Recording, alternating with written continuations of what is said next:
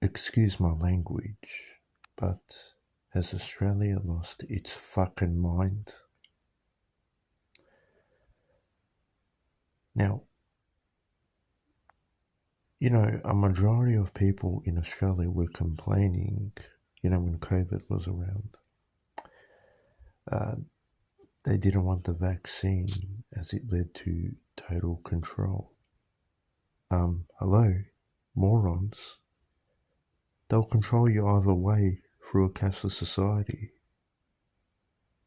That's why I warned about this in my previous videos.